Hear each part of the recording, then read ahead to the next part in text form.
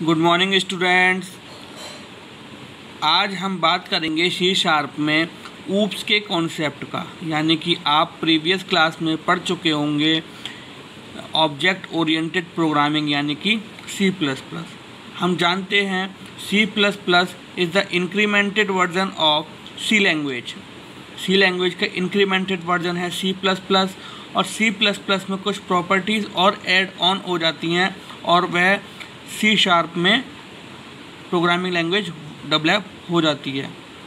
यानी कि हम अगर अदर वर्ड्स में कहें तो सी शार्प जो है वह भी हमारी object oriented programming based programming language है। अब ऑब्जेक्ट ओरिएंटेड प्रोग्रामिंग के बारे में थोड़ा समझते हैं। ऊप means object oriented programming structure. Oops जो होता है हमारा, उसका जो मतलब होता है वह होता है हमारा ऑब्जेक्ट ओरिएंटेड प्रोग्रामिंग, यानी कि ऑब्जेक्ट बेस्ड प्रोग्रामिंग लैंग्वेज है। ऊप is a paradigm methodology and way of programming, यानी कि यह एक बोले तो हायरार्की, एक मेथड जहाँ पर मेथड्स डिफाइन होते हैं, या प्रोग्रामिंग करने का एक वे है, अब कुछ प्रोग्रामिंग लैंग्वेजेस हैं जो ऊप्स को सपोर्ट करती हैं, जैसे कि सी प्लस प्लस हमारी ऊप्स को सपोर्ट करती है, जावा है हमारी ऊप्स को सपोर्ट करती है, देन पाइथन है हमारी वो ऊप्स को सपोर्ट करती है, देन सी शार्प है हमारी वह भी ऊप्स को सपोर्ट करती है।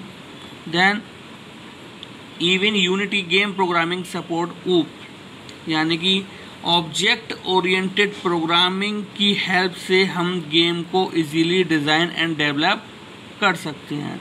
यानी कि हम दूसरे शब्दों में कह सकते हैं कि ऑब्जेक्ट ओरिएंटेड प्रोग्रामिंग की हेल्प से हम गेम्स को भी डेवलप कर सकते हैं।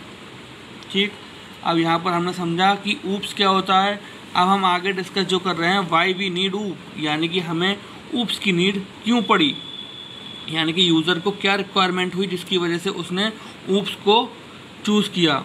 Because early programming language like C follow step by step procedure, यानी कि हम बात करें तो सी जो था हमारा वह स्टेप बाय स्टेप प्रोग्रामिंग की प्रोसेस को फॉलो करता था।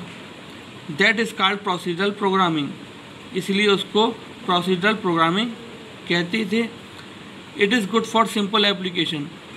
ठीक, यहाँ पर सिंपल एप्लीकेशन के लिए सफिशिएंट था C, but hard for complex applications, लेकिन कॉम्प्लेक्स एप्लीकेशंस के लिए हार्ड था।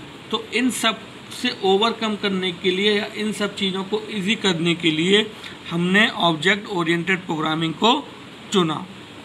ठीक, यानी कि इन पॉइंट्स की बेस पे ओवरकम करने के लिए हमने ऑब्जेक्ट ओरिएंटेड प्रोग्रामिंग को चुना। नेक्स्ट है हमारा बेनिफिट्स ऑफ ऊप्स, यानी कि ऑब्जेक्ट ओरिएंटेड प्रोग्रामिंग के हमारे क्या क्या बेनिफिट्स होते हैं। इम्प्रूव्ड सॉफ्टवेयर डेवलपमेंट प्रोडक्टिविटी, यानी कि सॉफ्टवेयर डेवलपमेंट की जो प्रोडक्टिविटी है उसको इम्प्रूव किया। इम्प्रूव्ड सॉफ्टवेयर मेंटेनेबिलिटी, सॉफ्टवेयर की जो मेंटेनेबिलिटी है उसको भी इम्प्रूव किया। और यहाँ पर जो हमारी डेवलपमेंट प्रोसेस थी उसमें तेज़ी आई, यानी कि वो फास्टर डेवलपमेंट प्रोसेस हो गई हमारी। यहाँ पर हमारी जो कॉस्ट ऑफ डेवलपमेंट है वो काफ़ी कम होती है, यानी कि हमारी जो कॉस्ट ऑफ डेवलपमेंट है वो यहाँ पर काफ़ी लोअर होती है। देन ऊप्स की हेल्प से हम हाई क्वालिटी सॉफ्टवेयर को डेवलप करते हैं।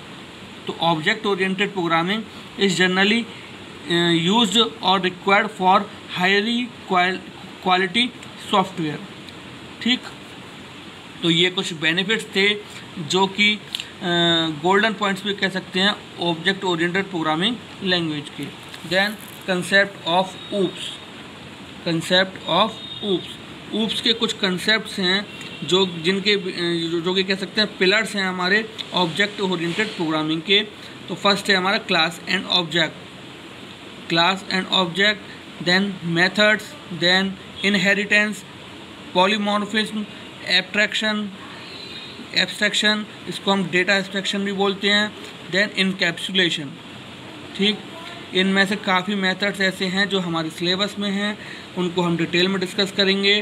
तो आज हम जो डिस्कस करने जा रहे हैं वो हम अपने फर्स्ट कंसेप्ट के बारे में डिस्कस करेंगे, जिसका नाम है class and objects. Class and objects. यहाँ पर हमने कुछ देखिए एक फिगर ड्रॉ की है, उस फिगर की हेल्प से हम ये बताना चाहते हैं आपको कि जैसे कि सपोज करिए दिस इज़ द ऑर्गेनाइजेशन, ये एक ऑर्गेनाइजेशन है, and this is the manager and this is the employee. ठीक, यहाँ पर हम ये कह सकते हैं कि यह एक कंपनी है, ये उसके ऑब्जेक्ट्स हैं। ठीक, ये एक मैनेजर है, ये उसके ऑब्जेक्ट्स है, एम्प्लॉय। ठीक, तो यानी कि यह एक क्लास हो गई और ये उसके ऑब्जेक्ट्स हो गए। अब क्लास के बारे में अगर हम डिटेल में समझें कि क्लास आखिर होती क्या है, तो हम देखते हैं क्लास ऑब्जेक्ट। यहाँ पर कुछ बताया गया है, क्लास इज़ ब्लूप्रिंट और template, object is instance of class. Suppose class जो होती है वो हमारी ब्लूप्रिंट और टेम्पलेट के रूप में जानी जाती है। जैसे कि एक क्लास हमने ले लिया यहाँ पर फ्रूट्स के नाम से हमने एक ब्लूप्रिंट ले लिया, बट बनाना या एप्पल जो होगा वह उस क्लास के ऑब्जेक्ट होंगे, यानी कि उस क्लास के इंस्टेंस होंगे वे। Class is not real world entity, object is real world entity. ठीक, तो अगर आपसे कोई कहे कि आपने फ्रूट्स देखे हैं, तो आप कहेंगे हाँ फ्रूट्स देखे हैं, लेकिन फ्रूट्स को आप उसके ऑब्जेक्ट से डिफाइन करोगे। आप बताइए, आपने अगर कोई फ्रूट देखा हो तो अगर आपसे कोई पूछता है आपने फ्रूट्स देखे हैं, तो आप कहोगे हाँ फ्रूट्स देखे हैं। बोले कौन से फ्रूट्स देखे हैं आपने? आप कहोगे बनाना, एप्पल, पाइनएप्पल, ग्रेप्स। आप उसके ऑब्जेक्ट डिफाइन करोगे। ठीक, तो क्लास जो है वह रियल वर्ल्ड एंटिटी नहीं होती, और ऑब्जेक्ट जो होती है वो हमारी रियल वर्ल्ड एंटिटी होती है। जैसे कि यहाँ पर एक एग्जाम्पल को डिस्कस किया हुआ है कि आपसे कोई पूछे कि आपने कार देखी है, बोले हाँ कार देखी है। बोले कैसी होती है? बोले मारुति, इस तरीके के उसके फीचर्स होते हैं, इस तरीके की उसमें एवरेज होता है उसका, इस तरीके की उसकी डिज़ाइन होती है। तो आप उसके ऑब्जेक्ट से उसको डिफाइन करोगे।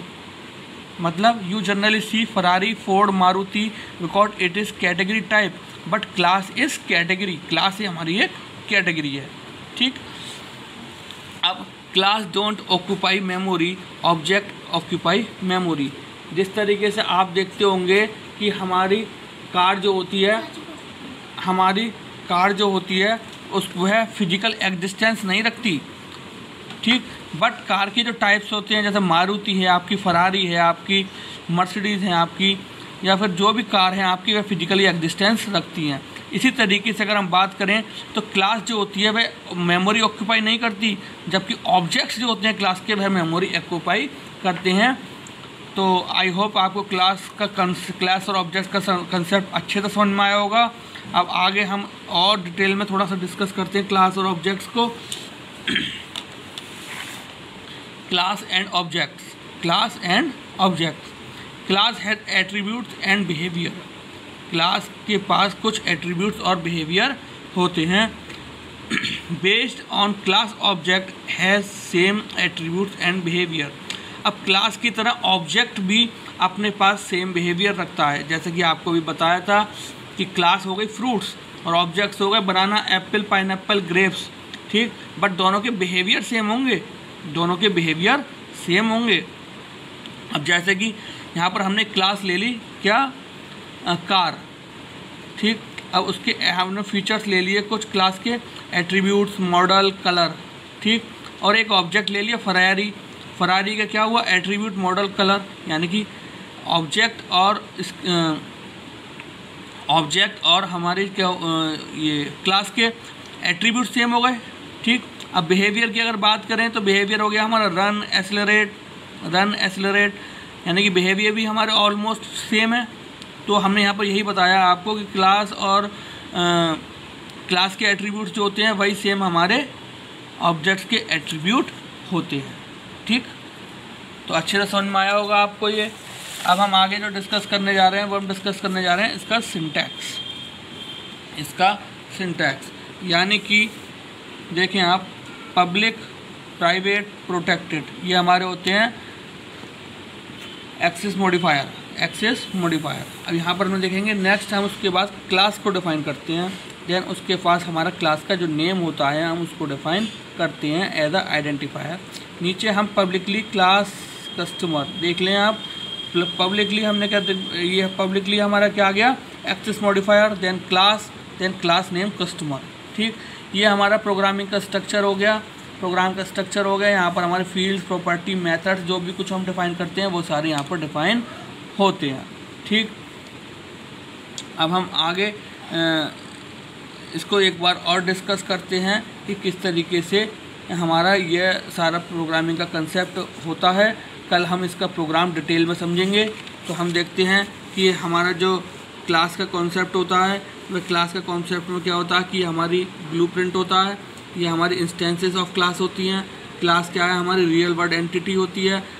रियल वर्ल्ड एंटिटी क्लास हमारी नहीं होती, जबकि ऑब्जेक्ट हमारी जो होती है वो रियल वर्ल्ड एंटिटी होती है। क्लास स्पेस ऑक्यूपाई नहीं करता, जबकि ऑब्जेक्ट जो होती है वो हमारा स्पेस ऑक्यूपाई करता है। ऑब्जेक्ट और क्लास में क्या होता है, एट्रीब्यूट्स और बिहेवियर दोनों में होते हैं, और दोनों के ही एट्रीब्यूट्स और बिहेवियर सेम होते हैं। यहाँ पर हमने कार का एग्जांपल लिया।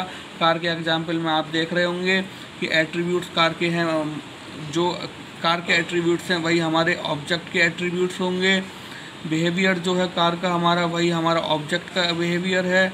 यानी कि हम बात करें तो class is a child of object is a child of class parent, यानी कि यह अपने पेरेंट क्लास की प्रॉपर्टी से डिराइव्ड होकर हमारा ऑब्जेक्ट क्रिएट होता है। ठीक, तो आपने देखा कि किस तरीके से ऑब्जेक्ट जो है उसमें भी सारे सेम बिहेवियर होते हैं और एट्रीब्यूट्स होते हैं अपनी पेरेंट क्लास की तरह। ठीक, अब आपने एग्जाम्पल में देखा सिंटैक्स के थ्रू कि सिंटैक्स हमारा किस तरीके से यहाँ पर डिफाइन किया हुआ है। सिंटैक्स में आपने देखा कि पब्लिकली, प्राइवेटली प्रोटेक्टेड, यहाँ पर हमने एक आइडेंटिफायर बनाया है, पब्लिक क्लास कस्टमर। ठीक, यहाँ पर हमने देखा कि पब्लिकली हमारी एक्सेस मॉडिफायर है, ये हमारा क्लास है, ये हमारा क्लास नेम है। यहाँ पर हमने प्रोग्रामिंग का स्ट्रक्चर को डिफाइन किया है प्रोग्राम। तो आई होप आपके अच्छे से समझ में आया होगा। कल हम इसका प्रोग्राम डिस्कस करेंगे, प्रोग्राम के थ्रू आपको और अच्छे से समझ में आएगा। आज के लिए thank you very much, have a nice day.